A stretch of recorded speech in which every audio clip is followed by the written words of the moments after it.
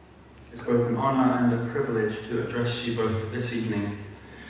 And although I stand up here alone, I do not stand here by myself, but rather I'm joined with the sentiments and well wishes and brachot of all of our esteemed and honored rabbinic colleagues here in Montreal. And while it's a pleasure to be here this evening, what has proved slightly more challenging is the ability to find the right words. And Baruch Hashem, Sami, I'm so thankful you allowed all of those speakers to go before me. It reminds me of a professor from Cambridge University who found himself invited to be a guest lecturer in China. The teacher is a professor in the philosophy department and is going to give a long and very complicated lecture on the particulars of metaphysics, of ethics. Not speaking a word of Chinese, he's greeted by his translators and walks into a massive auditorium and begins to talk. He stops after his first sentence and is amazed to find that his translator is telling him to keep on going. The translator informs him that he will stop him at the appropriate moment. After 15 minutes of a very high level and complicated presentation, his translator stops him and speaks 3 short words, after which he urges him to keep on speaking. Amazed, the professor keeps on talking until another 15 minutes goes by, and then his translator stops him a second time. Again, just 4 or 5 words are spoken, and that's it. The same thing happens again after 45 minutes. And when after the hour presentation is over, a mere 7 words are said, everybody stands up and goes home. Incredulous, the professor turns to his translator and wants to know how he could sum up so briefly his presentation of an hour. Simple, he said, after 15 minutes I said, so far he hasn't said anything new. After 30 minutes I said, he still hasn't said anything new. After 45 minutes, I said, he still hasn't said anything new, and I don't think he's going to either. And after an hour, I said I was right. So friends, let us see if we can say something new here this evening that has not already been said.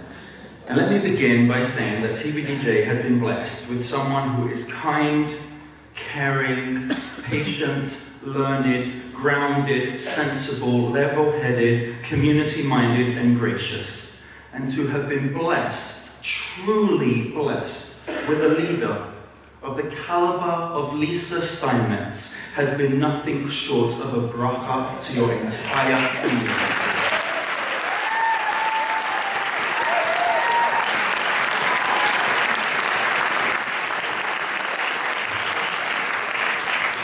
And it's not just the other rabbis' wives in this community who have learned and listened to Lisa, but rather the rabbis themselves have learned and listened to Lisa. Lisa, you have been a friend and a guide to many, many women of all different levels of clergy in our community, and on their behalf, we and they thank you.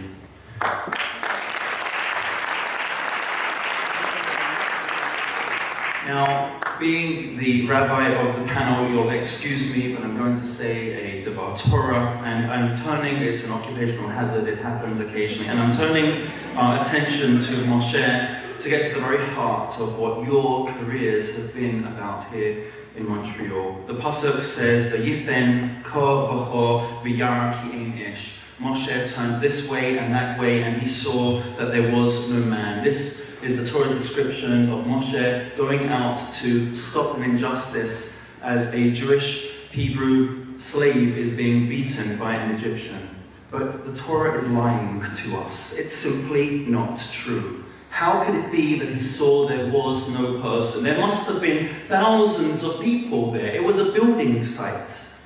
There must have been so many people, and the text informs us that the very next day, what he had done was generally known. So was there really no one there? Rather, the words mean very simply that he looked around and he saw that there was no one who was prepared to be a mensch. There was no one that was willing to get up and do something about the situation that was in front of them.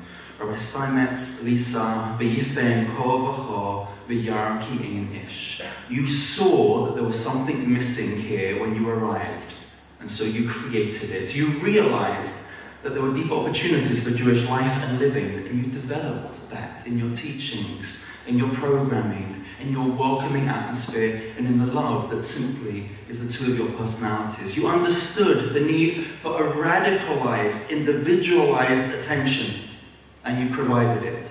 And I know, because every single person I have spoken to, and this was mentioned previously, that when you spoke to the two of you, there wasn't a single other person alive on the planet. Because at that time, at that moment, at that given second, the person in front of you was the only thing that mattered. And you developed that, and you taught others how to listen, not only how to speak. You recognized that your synagogue could grow, and so you enlarged it.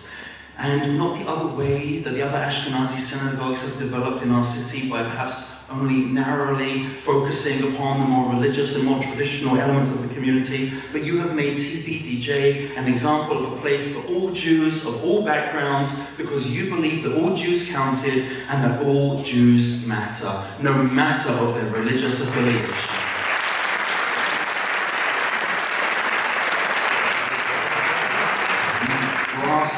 That the shul required a vision, and so you painted it, and you gave us all a sense of who we could be, and you taught us that we could be bigger, and that you taught us that we could be better. And when you saw that something was lacking, or that something was wrong, you didn't complain, and you didn't wait for others to act. Rather, you both would say, let us be among the first to put this right. And you brought others along with you on that journey. The community here at TBDJ, the Bailey Synagogue, the Côte Saint-Luc community, the Greater Montreal community, the Greater North American community have been inspired by your vision of faith, your sense of moral courage, your passion and your compassion. And they were drawn to you, and you drew out the best in them. And you made all of us feel that the world could be just a little bit brighter. And it was. Because when I would leave speaking with either of you, whatever was on my heart or my mind, things were just a little bit better. It simply was. Moshe Rabbeinu's legacy continues to live on, and it lives on within you. And as was said so beautifully, it will continue to live on in all of us, in every heart of every Jewish man, woman, and child. And there were times when I saw you give high fives to the kids as well as candy. They loved you, and you loved them. And each child that saw you and stood on this bimah will proudly say that they were a part of this synagogue, and they were a part of your extended friendship and family, and a part of the broader Montreal Jewish community because of you. And speaking personally, among a few friends, you always seem to offer just the right word of advice to me and Sarah, realizing that it's not always easy.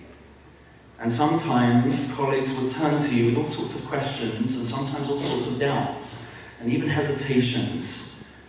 And they always knew that your number was on their speed dial, because you were there instantly. And it would always be the right type of advice for each of us. And as I've spoken to many of our different rabbinic colleagues, what was fascinating is, as different as all of we are, you had an individualized answer to each of us, and it always made sense. And perhaps one of your greatest qualities is that after hearing what you had to say on a thorny and complex issue, it was always straightforward and simple. And I'd turn around to Sarah and I'd say, oh my God, it's so simple. Why are we making a whole song and dance? This is so it was so complicated, and Rabbi Steinmetz made it so simple. And she'd echo the same thing with Lisa. And in our world where our lives really are very rarely straightforward, they're so rarely simple, having such a guide, a mentor, a Rabbi, a teacher, a respected colleague and friend is as powerful as it is rare. And for us rabbis, if we couldn't get hold of you immediately on your speed dial, because we imagined that maybe there were other people in this community that were calling you at the same time, you would always call us back, always within 1 hour. You know, I don't know about every single member of the TBDJ community. I'm sure it might have taken a few minutes longer for him to get back to you.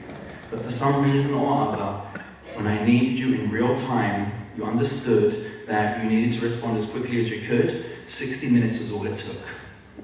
And that's with the schedule that you led. Rashi tells us with regard to Yaakov Avinu, that when he left the city, Yetziat Tzadik min hamakom oseh roshem. That when a truly exceptional individual leaves a place, they leave an impression. Ultimately, what Rashi is telling us is that they leave a void. Roshem is not just simply something plus, but something minus. When truly exceptional people leave a city, they leave a void. And so long as truly exceptional individuals are in a city, he is the Hod, the Ziv, the Hadar, the glory, the splendor, the light of that city. There's a void that we will all feel, but perhaps your greatest legacy to our city is that you've given us the strength to raise ourselves up and stand on our own feet. Perhaps your final lesson to us is that you've given us the gentle push to our own self-actualization and the lessons you taught and the passion that you lived for the things that you loved continue to live on in us. In the words of Rav Kook, Sadiqim, Hatahorim, Einam Koblim ala Choshech, Elam Mosifim, or truly exceptional individuals do not complain about the darkness, rather they add light. They don't complain about evil, they add justice. They don't complain about heresy, they add faith. They don't complain about ignorance, they add wisdom. This has been your legacy to us, and it becomes in turn our commitment to you. Yehi Ratzon Shetishre Shechina B'Maaseh Yedeichem. May it be God's will that His presence rests in the work of your hands. May Hashem continue to bless you and your beautiful children with health, with success in all that you do. Amen.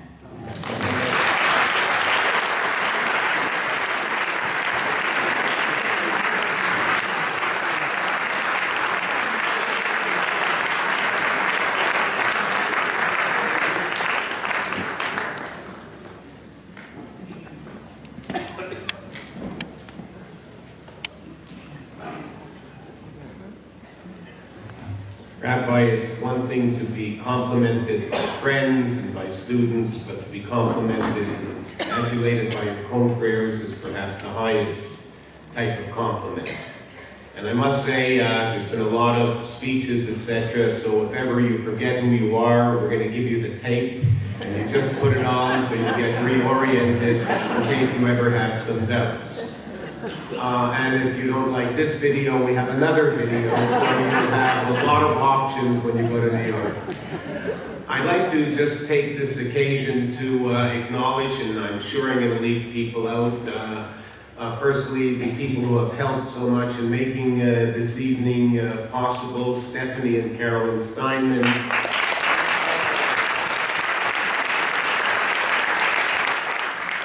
I want to also acknowledge from Federation, not to Suisanya Air Slack for their efforts on behalf. I want to thank Marty Lieberman, who started the ball rolling to make sure that this evening happened. And I'd like to acknowledge people who are here, dignitaries elected. I'm sure I'm leaving some people out. But I'll start with our former Member of Parliament, Erwin Cutler,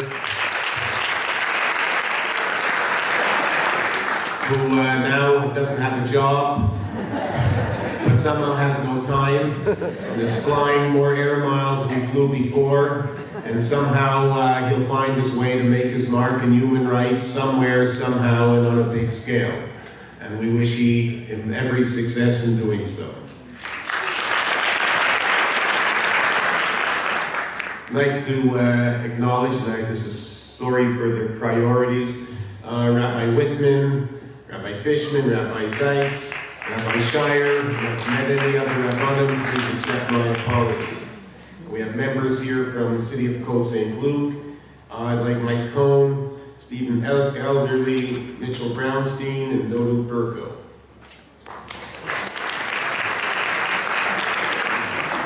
We now have the pleasure to watch a video. The video was compiled very quickly, and it was done through the initiative of CJA, Federation CJA, and I want to thank them for it, and I hope you will enjoy it.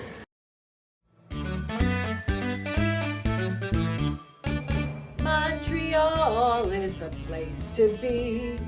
TBDJ is the shul for me. Land spreading out so far and wide. Keep Manhattan, just give me that countryside. No, New York is where I'd rather stay. I get allergic seeing snow till May. I just adore a penthouse view. Darling, I love you, but give me Park Avenue. Da-da-da-da-da, my cats. Da-da-da-da-da, top hats. Da-da-da-da-da, fresh air. Da-da-da-da-da, Times Square. You are my wife. Hello, city life. Yankees, here we come.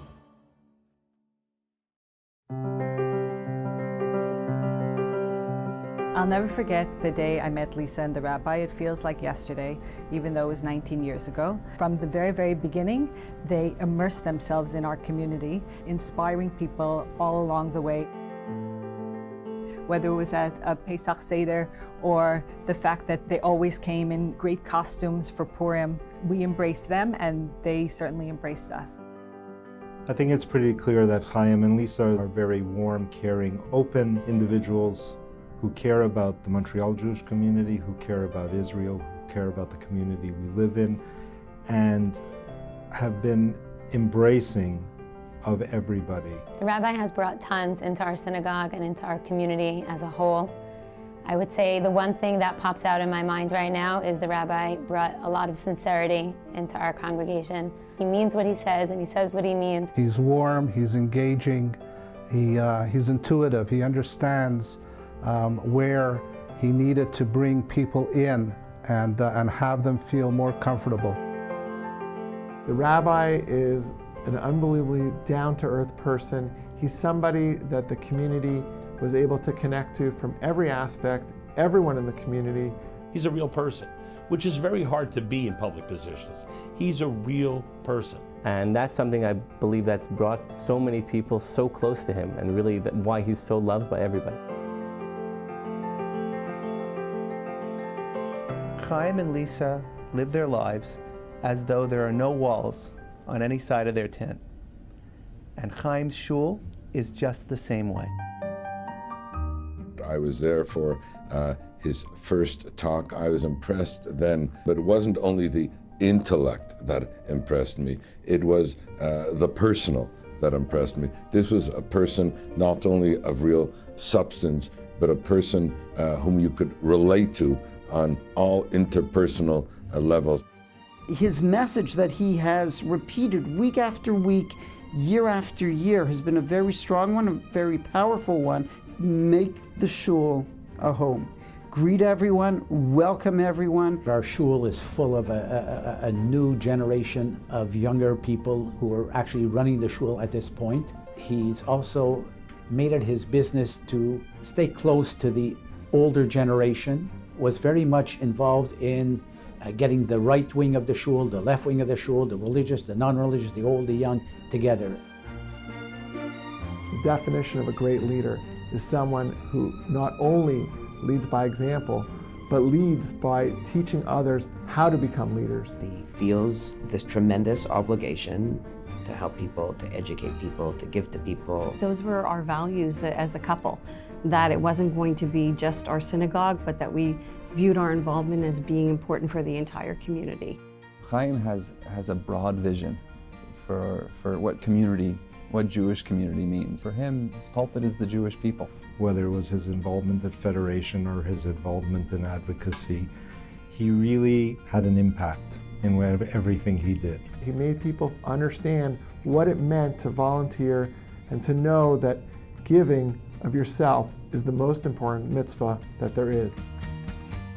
Chaim is your special 24/7 rabbi. He's there for the community. He's there for his congregants. He's constantly picking up his phone to anybody and constantly there for anybody. He's just a genuine person. And he has this openness that allows people, or that makes people want to learn from him. Through Federation, we started a Friday morning shiur, a class that started at Pizza Pita and went to Exception and now is actually in the Federation building because they couldn't house it anywhere, there were too many people. The place is packed, and there are dozens of people who are just coming to learn Torah together with Rabbi Chaim Steinmetz. A lesson that I learned is that in Judaism, the greatest form of wisdom is kindness. There's no better example than Chaim. He treats everybody with kindness and overall very compassionate person. I remember it was early on in the time he was Montreal, there was the terrible ice storm, and how he immediately opened up his shul to people, which set a tone, I think, for his entire rabbinate.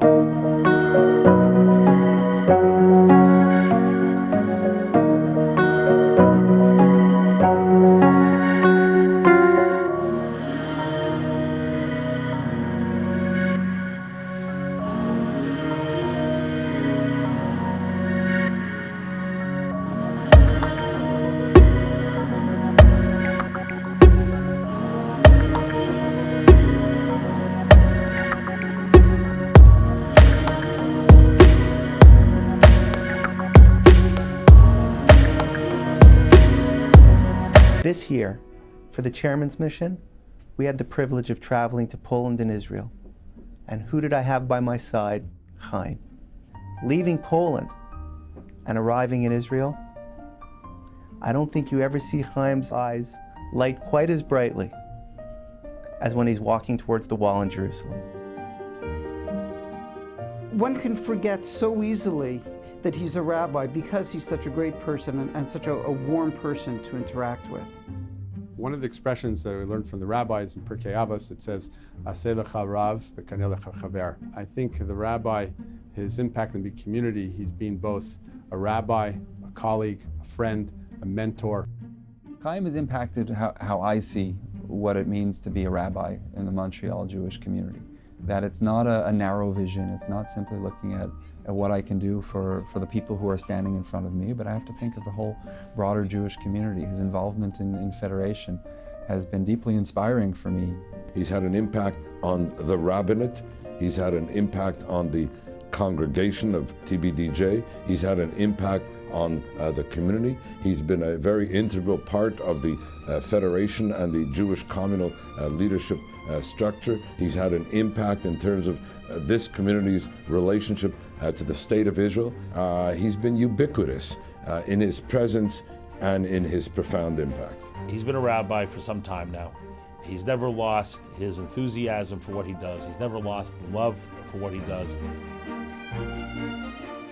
Rabbi Steinmetz is just somebody who is always genuinely showing his affection towards people.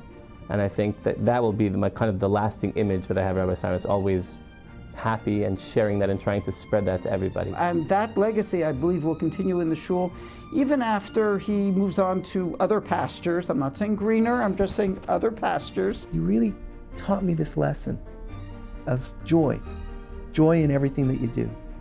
Even when you're honoring a loss. Finding the happiness. No matter where he goes, there's learning and there's laughter.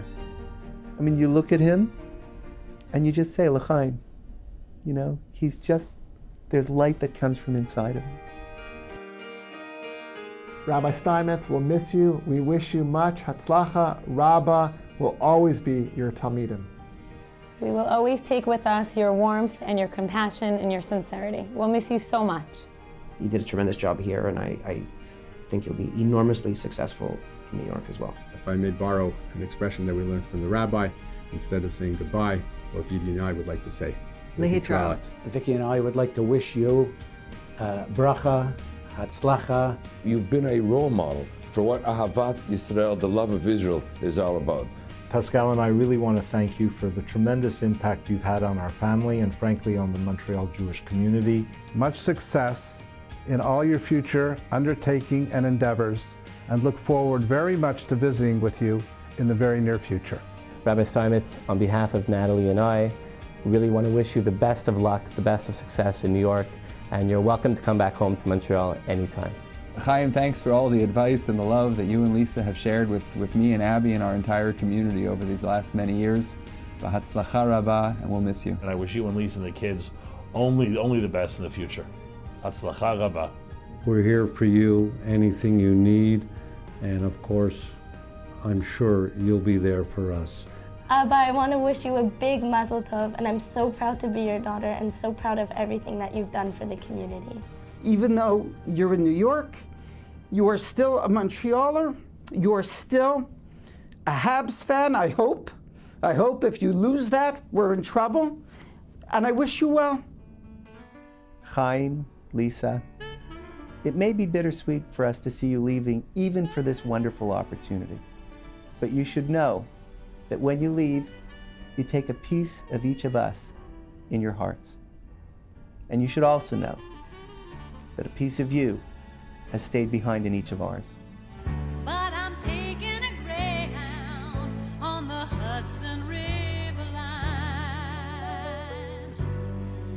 I'm in a New York state of mind.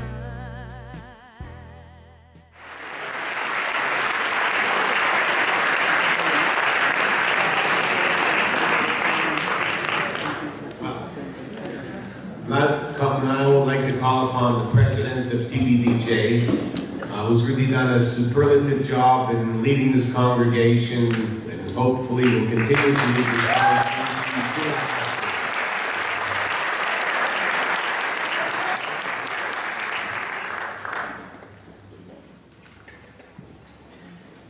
It's very fitting that I get to address you now, after all the speeches that you heard, the references to Lech Lecha, all the jokes about speaking later and later in the line, and with all due respect, Rabbi Fishman, you didn't speak after the video.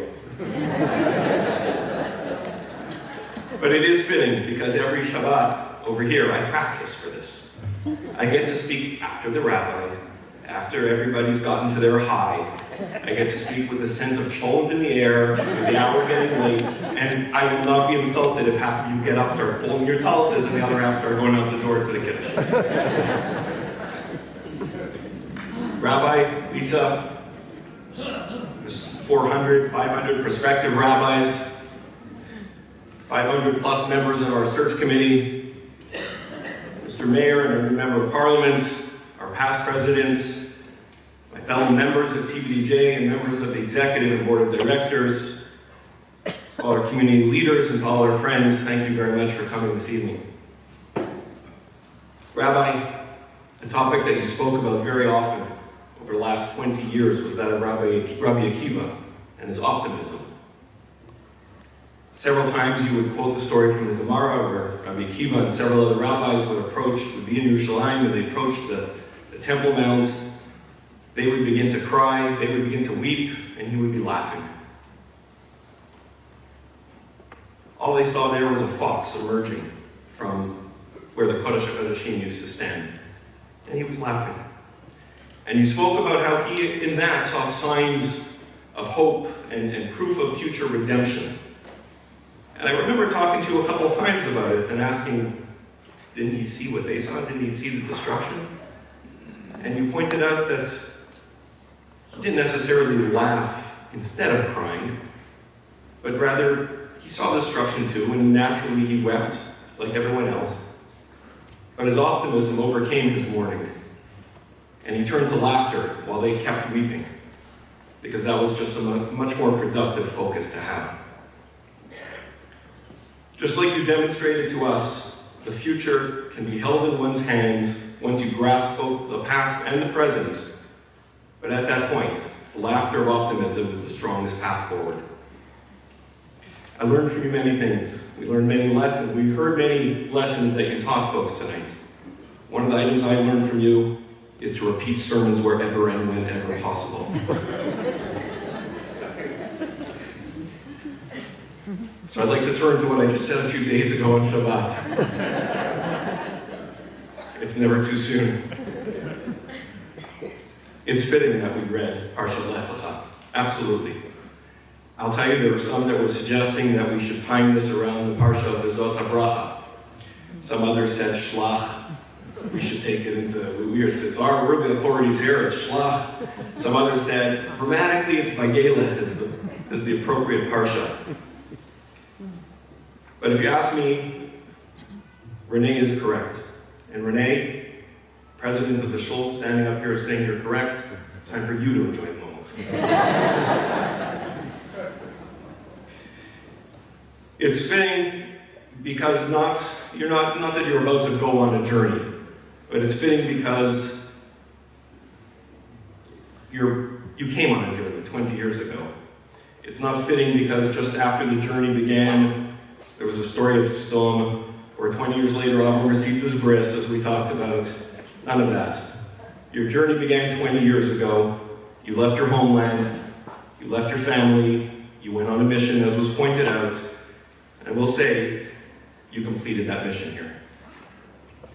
You came to TBDJ at a time where the glass was perhaps half empty. Over the years, you got us to appreciate that the glass was actually half full.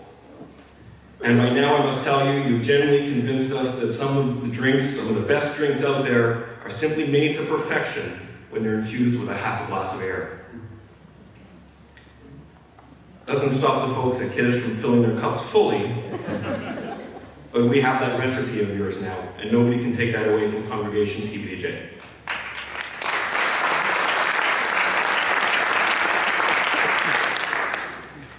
It's thanks to you that we're in a position to continue writing this book of ours. With the next chapter, it will be just as amazing as its predecessor, and so not to disappoint you, even more exciting in some ways. We will grow from it. By way of personal example, over the last 20 years, you have inspired us to welcome one another, regardless of if or how long we know one another. You've encouraged us to visit Shiva homes of people we don't really know. You've galvanized us to work for the shul and community, regardless of who got the credit and who got the flack. You prompted us to grow our membership and our activity levels by simply ensuring that people walked away with a smile. You spurred us to invest in our youth as if they were actually our future. You motivated us to build a new branch of the shul that will connect to the greater community around it. You positioned us to turn this bittersweet moment into an opportunity, into a chance for growth. And these are the characteristics of the new TBDJ 20 years after you came. One that I humbly say is an example for many other communities, whether they be local or across North America. There are elements that you helped introduce, and that will be your legacy here. In a few years from now, the shul will see new successes that will have your name written all over them. They'll be carried out by a dedicated group of leaders and volunteers who you set an example for and who wanted to step up simply because you set the stage for them. They'll be seen by and they'll attract a diverse set of people from across the community who will enter this tent, as was pointed out earlier, as a result of you opening up its 4 flaps. Your legacy will be our gain, and our gain will be your legacy. And for that, we thank you for both the past and the present, and we thank you for the future as well. Another piece I learned from you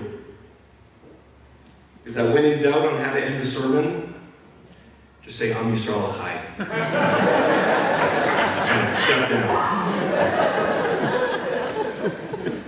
For us, it's become the mic drop or the walk-off home run of the rabbinical sermon world.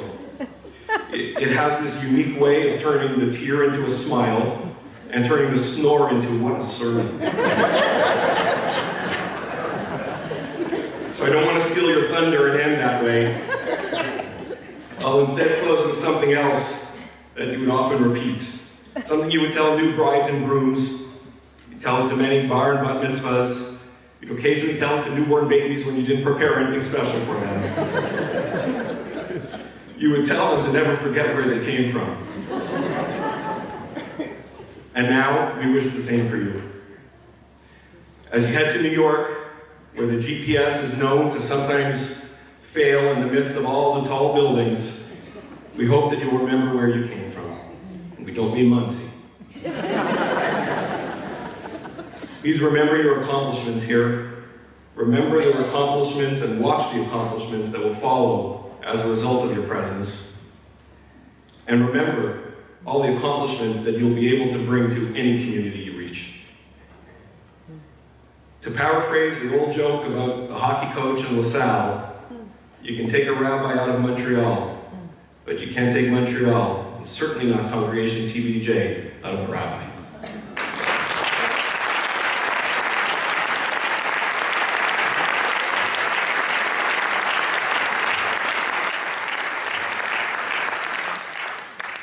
And just in case you may have a periodic time where you don't really remember, we'd like to present you something. Please join me.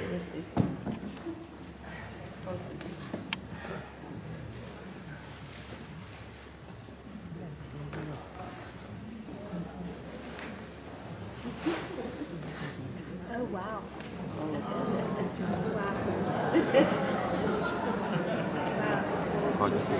I will read the inscription to Rabbi Chaim and Lisa Steinmetz in honor of your years of dedication, devotion, and service to the TBDJ community. On the photo, Habs jerseys nor Jeets jerseys, not a sign of Rangers.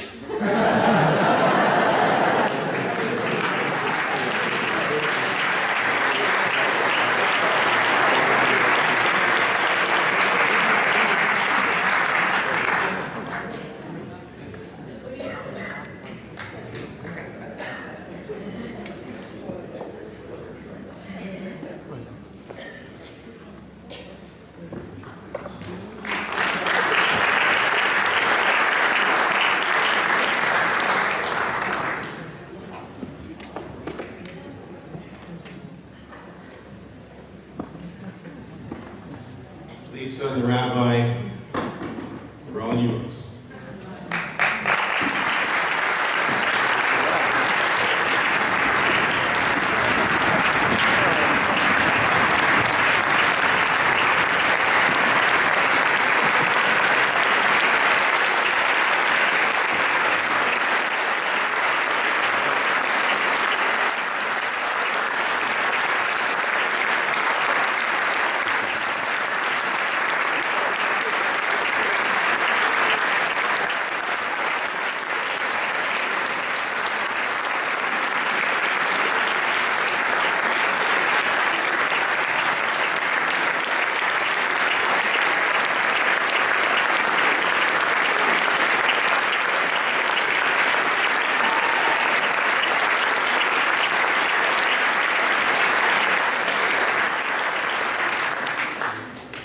I'll do my best.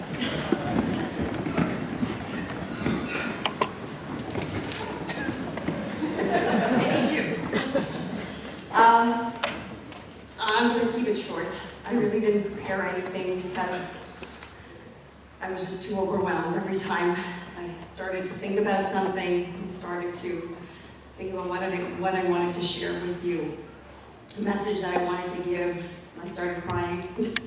So I just want to start out, first of all, with Hakarat HaTov. Thank you. Thank you to the organizers for this evening, people who chaired it. Thank you, Sammy, Mark, Susan, Renee, Adam, for coming in all the way from Columbia and from New York. I'm looking forward to seeing more of you. Anthony, Rabbi Fishman, and Hoodie, for beautiful, beautiful, incredible, overwhelming words and love. And I'm just so thankful, very, very thankful. I wanted to just say that I have my parents here tonight, and I'm so excited and happy that they came in to be able to share this very, very special evening with us. And Mommy and Daddy, you should live in good health till 120. And thank you for just always supporting us, supporting everything that we've done together as a family. And thank you for being here. I want to just give a shout out to my kids who are not here tonight, but who certainly were a part of this adventure here and a part of all of the love and support that this community shared. They benefited from it too. So I miss them, and they send their message of thanks to you as well. Akiva and Hillel and Eitan and Ilana, thank you and love you very, very much. Love everybody here. And I want to just say that I know that your mom would be so, so proud. And you all, many of you met her. And many of you reached out to her when she came and made her feel like she was a part of the shul, really a part of the shul. And I think what stands out for me most when I think about, and I look around at everybody here, and I'm seeing, well, I can't really see, but I'm seeing people who I saw every week in shul, maybe didn't see every week in shul. I'm seeing colleagues from school. Shout out to my Akiva school colleagues and Vanguard, where I worked for 11 years. People who came to our Shabbos table, people whose simchas we attended, birthday parties that we attended. You know, my parents weren't here, my family wasn't here. Everybody here was our family. And it started from the day we came here. Our twins were a year old, and I found out I was pregnant the day we moved here with Eitan. And everybody reached out to us, and everybody helped us. Everybody provided us guidance, and really became our family. And I think that all of you, we certainly consider our family and our friends, and my friends, my particular, and so many very, very special friends here. But really, it's more than that. That everybody has been and will continue to be in our hearts, the very special members of our family. And TBDJ and the entire Montreal community will be always considered as family to us. So I thank you for that. And I guess maybe one more just short word. I was thinking just about next week's Parsha. You were all focusing on Lech Lecha. And I was thinking about next week's Parsha, which is really formation of the first Jewish family, where Avram and Sarah are going to have Yitzchak and build the Jewish family together. But the beginning of the Parsha starts out with the story of Abraham greeting his guests and really providing, doing it in a way that was incredible. And the Midah of Chesed is something that Abraham certainly exemplifies. And I think that's what Chaim and I have tried to do. But Chesed is a two-way street. And that part of Chesed is having opportunities to actually perform acts of kindness. And sometimes they're difficult opportunities when you can perform acts of kindness, and sometimes there are amazing opportunities for acts of kindness. But it takes a community together to perform acts of kindness. And there is no place in the world like the Montreal Jewish community.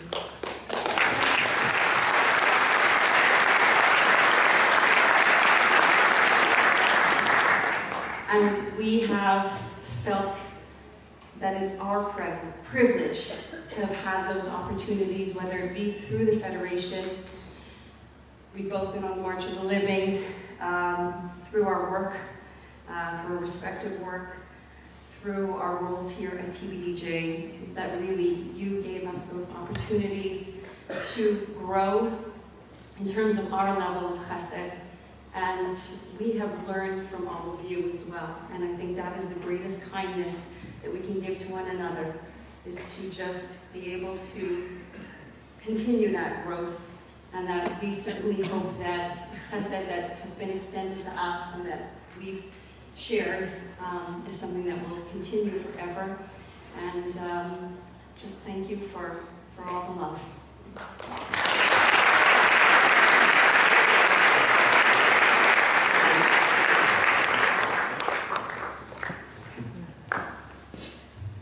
I also just want to begin with there's no words of thanks, and not just to the organizers of this evening and all of the wonderful speakers, and of course I want to thank Sam and Judah for all of the work they did in organizing this evening.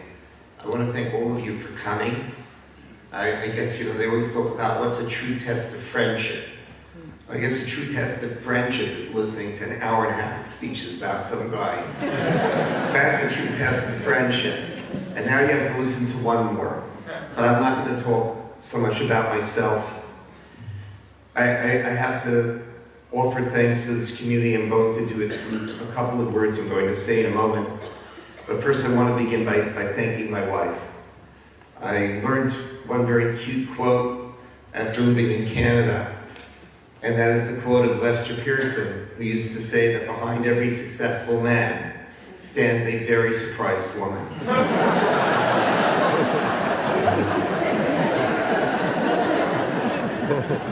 And in many ways, just listening to your words of praise, I kept looking over to Lisa and wondering, she must be pretty surprised about all of this. But I do want to add one other thought, which is from the Talmud, which is, of course, Rabbi Akiva's words about his wife. And I've quoted this several times before. Rabbi Akiva famously said, Shali v'shalchem shalahi. What is mine and what is yours, in terms of any learning, belongs to her. Because without Lisa, I could not be doing what I do. And I think you'll agree.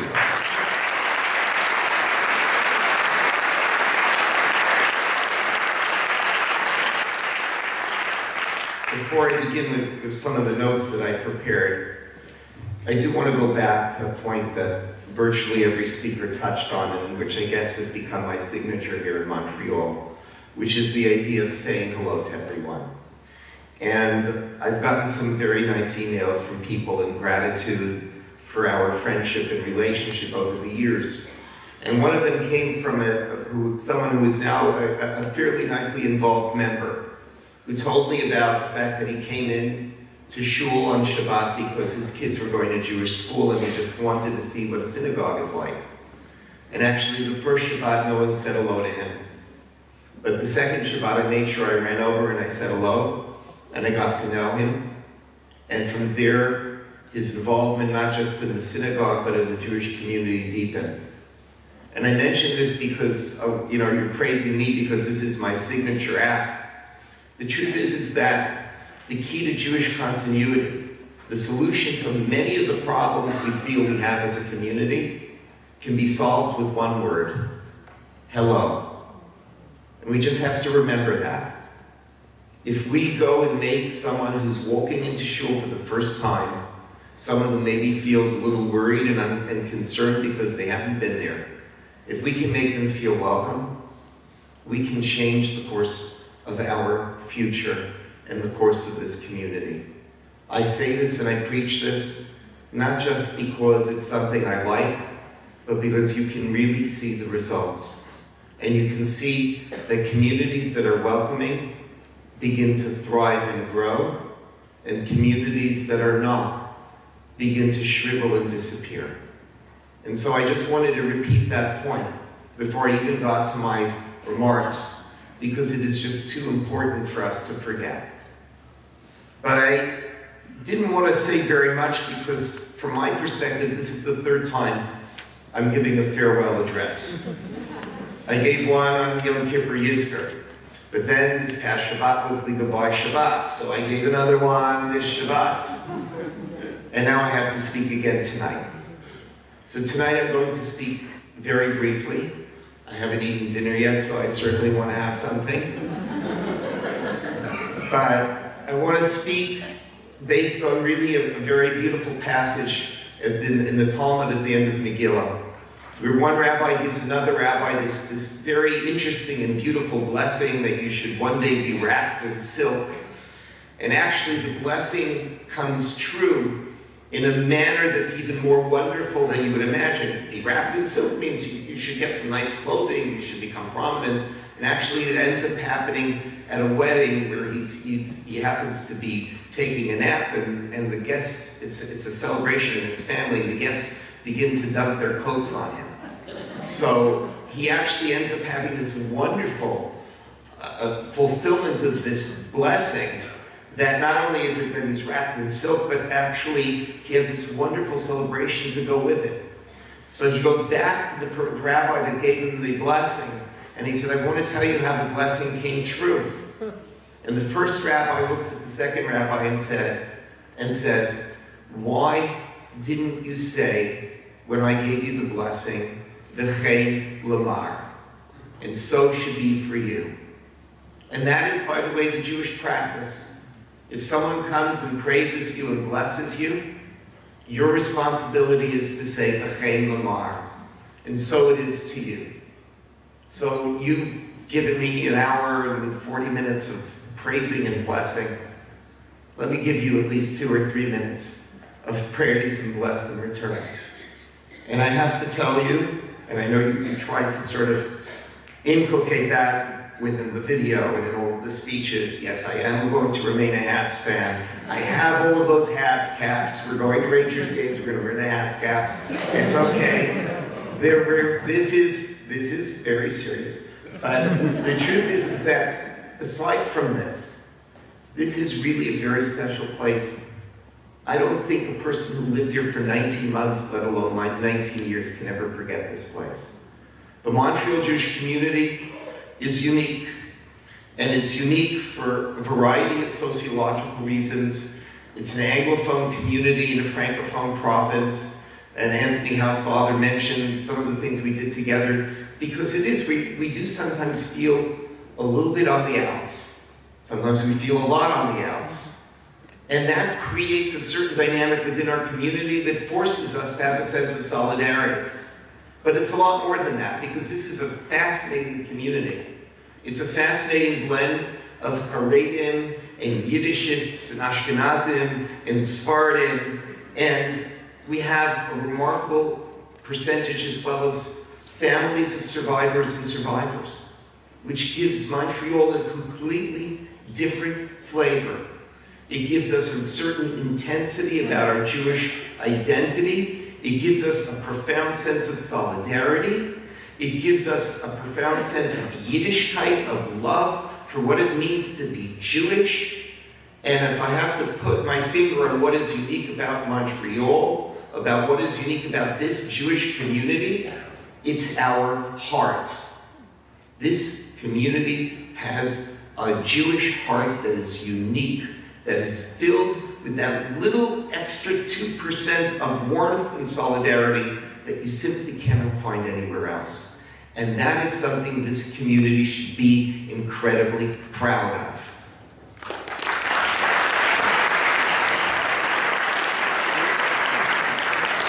And I want you to know something. I'm glad I wrote notes, because tonight I just don't have a head for remembering things. That when you go anywhere, and I'm in New York, and you see different people in leadership positions, you go to the Federation of New York, and all of a sudden, oh, the number 2 is a Montrealer, and you go over there, APAC, oh, that one is a Montrealer, and who's running that school, oh, that's a Montrealer.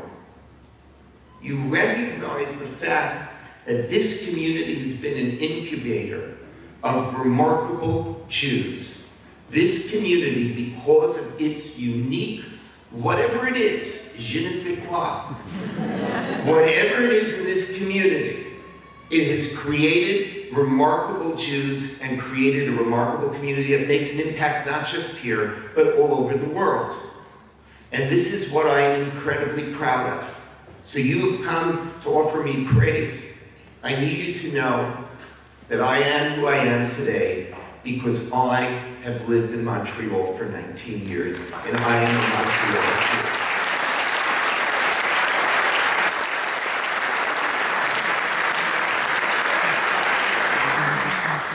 Jew. But there's 2 other things I want to mention, and that these are words of thanks. First is that not only have I met a unique community, I've met so many unique people. You know, Lisa alluded to this in her words. So many of us have taken journeys together. When I was in the other room and I greeted, I guess, some small percentage of the crowd, as many as I could, I would look at people and I would remember, oh my goodness, look at the journey we've been on together. whether it was a bar mitzvah, or whether it was, God forbid, a funeral, or whether it was a wedding, or whether it was a trip to Israel, or whether it was when you came to my own Shiva when I was observing Shiva for my mother. It has had such an enormous impact on my life that we have gone on these journeys together. And I have received so much inspiration. People talk about my inspiration, but I need to tell you, I have gotten so much inspiration from each and every one of you in this room, just watching how you handled different times in your lives. And I think back, and that's what I was saying, I was looking in there and I would look at it and I would say, this person, I remember this and I remember that. All of you have had such a profound impact on me. And I can only say the words, thank you, because you've made all of the difference in my life by being who you are. Thank you so much.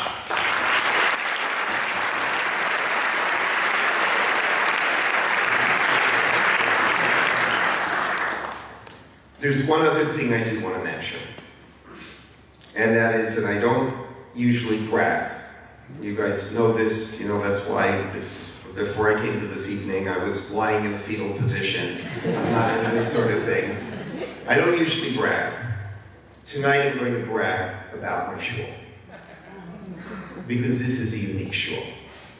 And just like Montreal is a place that has people of so many different backgrounds, if there's one thing you can say about TBDJ is that, and it's not always easy, I'm not saying this is like, oh, we do this effortlessly, this is what we do in our sleep, but this is a shul that is a bridge.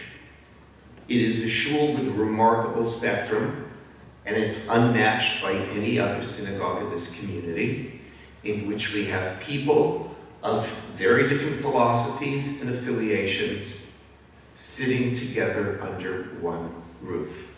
And that is what makes this shul such a remarkable and special place.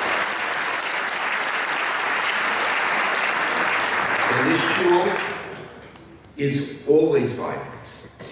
This shul has remarkably vibrant young membership and leadership now.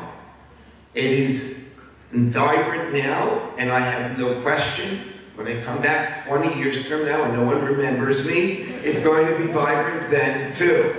This is an incredibly vibrant place. If you look, starting from our president to every volunteer, this is a dynamic group. And I am so privileged and so touched by the fact that I was able to serve 19 years in this unique and special shul. Thank you.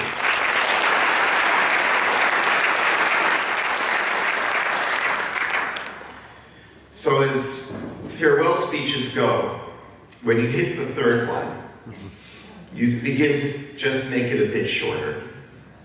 And I hope you don't mind. I feel like I've poured my heart out twice already. And it's very emotional to say goodbye. So I'm gonna not go much further because I know I'm hitting my limit. So I'm gonna end this speech just with two very simple phrases. Thank you so much. I'm gonna miss you very much.